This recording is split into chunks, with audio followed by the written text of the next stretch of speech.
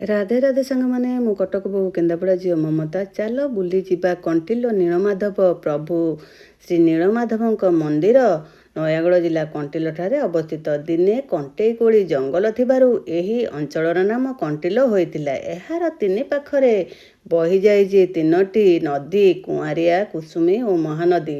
ଏହି ପାହାଡ଼ର ନାମ ବ୍ରହ୍ମାଦେବୀ ପାହାଡ଼, କାରଣ ଏଠାରେ ପ୍ରଭୁ ନୀଳମାଧବଙ୍କୁ ପ୍ରଥମେ ପୂଜା କରୁଥିଲେ ବ୍ରହ୍ମା। ବ୍ରହ୍ମା ଏଠାରେ ବାଘ ଗୁମ୍ଫା ମଧ୍ୟରେ ନୀଳମାଧବଙ୍କୁ ପୂଜା କରୁଥିଲେ। ନୀଳମାଧବଙ୍କ ବାମ ଗୋଡ଼ର କାଣି ଆଙ୍ଗୁଠିରୁ ସଦାସର୍ବଦା ଗଙ୍ଗା ଝରୁଥିଲା। କାଳତିକ୍ରମେ ବ୍ରହ୍ମାଙ୍କ ପରେ ଶବର ରାଜା ନୀଳମାଧବଙ୍କ ସନ୍ଧାନ ପାଇ ଗୋପନରେ ପୂଜା କରୁଥିଲେ। ଏବେ ଚାଲ ଦେଖିବା ସେଠାରେ ଥିବା ମ୍ୟୁଜିୟମରେ ଶବର ରାଜା ବିଶ୍ୱବସୁ, ଲଳିତା ଓ ବିଦ୍ୟାପତି ଓ ରାଜା ଇନ୍ଦ୍ରଦ୍ୟୁମ୍ନଙ୍କ କାହାଣୀ ବିଷୟରେ। ସ୍କନ୍ଦ ପୁରାଣ ଅନୁସାରେ ଜଣେ ତୀର୍ଥଯାତ୍ରୀ ରାଜା ଇନ୍ଦ୍ରଦ୍ୟୁମ୍ନଙ୍କ ନିକଟକୁ ଆସି ଓଡ଼ିଶାରେ ପୂଜା ପାଉଥିବା ନୀଳମାଧବଙ୍କ ବିଷୟରେ କହିଥିଲେ। ଏହାପରେ ତୀର୍ଥଯାତ୍ରୀ ଜଣକ ଅଦୃଶ୍ୟ ହୋଇଗଲେ। ଏହାପରେ ରାଜା ତାଙ୍କର କୁଳପୁରୋହିତ ବିଦ୍ୟାପତିଙ୍କୁ କହିଲେ ନୀଳମାଧବଙ୍କ ସନ୍ଧାନ କରିବା ପାଇଁ। ବିଦ୍ୟାପତି ଖୋଜି ଖୋଜି ଯାଇ ସ୍ଥାବର ଦ୍ୱୀପ ଜଙ୍ଗଲରେ ପହଞ୍ଚିଲେ। ସେଠାରେ ବିଶ୍ୱବସୁଙ୍କ ଝିଅ ଲଳିତାଙ୍କ ସହିତ ବିଦ୍ୟାପତିଙ୍କର ଦେଖା ହୋଇଥିଲା।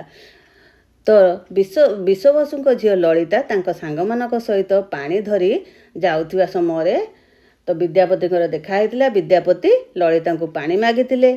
ତ ଲଳିତା କହିଥିଲେ, ଆମେ ଛୋଟ ଜାତି, ଆପଣ ଆମ ହାତରୁ ପାଣି ପିଇଲେ ଆପଣଙ୍କ ଜାତି ନଷ୍ଟ ହୋଇଯିବ। ତ ବିଦ୍ୟାପତି କହିଥିଲେ, ମୁଁ ଜାଣିଛି ଦୁଇଟି ଜାତି, ସ୍ତ୍ରୀ ପୁରୁଷ, ନାରୀ ପୁରୁଷ। ତ ଏହାପରେ ଲଳିତା ପାଣି ଦେଇଥିଲେ, ବିଦ୍ୟାପତି ପିଇଥିଲେ। ଏହାପରେ ଦୁଇ ଜଣ ମଧ୍ୟରେ ପ୍ରେମ ହୋଇଯାଇଥିଲା। ତାପରେ ଲଳିତା ଓ ବିଦ୍ୟାପତି ଦୁଇ ଜଣ ବିବାହ କରିଥିଲେ।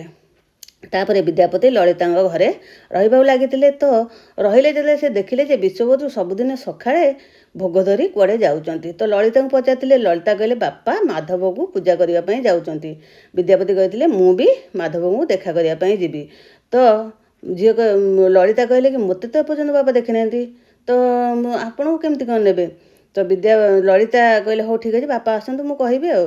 ତ ଲଳିତା ଜିଦି କରିବାରୁ ବିଶ୍ୱବସୁ ରାଜି ହୋଇଥିଲେ, କିନ୍ତୁ ଗୋଟେ ସର୍ତ୍ତରେ ବିଦ୍ୟାପତିଙ୍କୁ ସେ ମାଧବଙ୍କ ପାଖକୁ ନେଇକି ଯିବେ, ତାଙ୍କ ଆଖିରେ ଅନ୍ଧପୁଟୁଳି ବାନ୍ଧିକି। କିନ୍ତୁ ଏଠି ବିଦ୍ୟାପତି ଚତୁରତା ସହିତ ତାଙ୍କ ମୁଣିରେ ଗୋଟିଏ କଣା କରି ସେଥିରେ କିଛି ସୋରିଷ ଭର୍ତ୍ତି କରିଦେଇଥିଲେ, ଯେଉଁଟାକି ସେ ଯିବା ସମୟରେ ବାଟରେ ପଡ଼ିଯିବ।